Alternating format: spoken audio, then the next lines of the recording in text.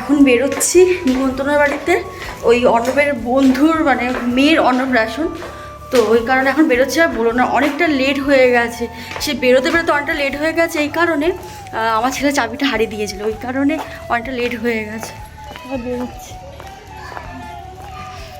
চলো।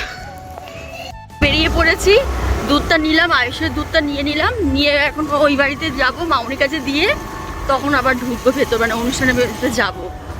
তো এখন চলো, রাস্তায় আছি, আর রাস্তায় কথা বলবো না, একবার ওখানে গিয়ে তোমার সাথে কথা বলছি, দেখাবো সব। চলে এসছি, তা দুধটা দিয়ে আবার চলে যাব।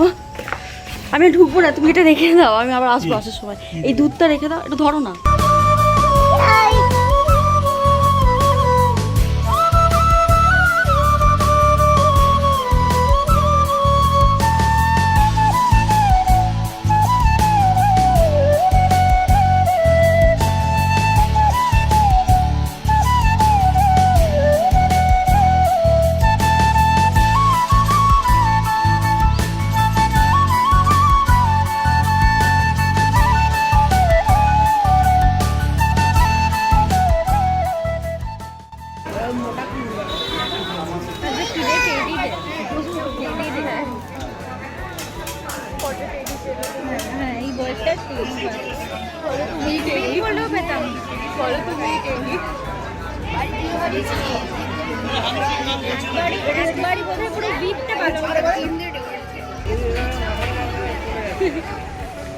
মা দিদি, দিদির সাথে কথা হলো, দিদির সাথে কথা হলো। দিদি দিদি দিদি না,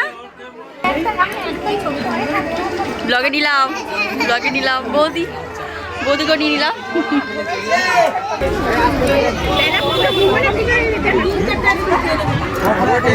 এই যেখানে এই যে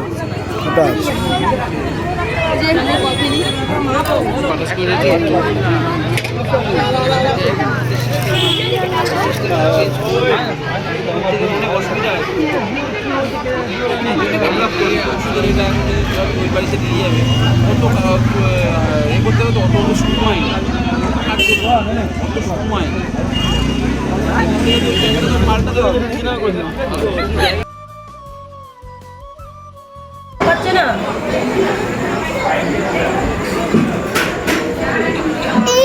তো হচ্ছে না, ঠিক আছে দেখো যদি পারো তো, নাহলে আর খেয়ে দেবো। খাবারের মেনুতে ছিল মটরশুঁটি কচুরি, stuffed potato, egg table salad, পেন রাইস, সবজি ডাল, পটেটো চিপস, ভেটকি পাতুরি, মটন কষা, ফ্রুট চাটনি, পাঁপড়, রসগোল্লা, সন্দেশ, আইসক্রিম আর হাজমল।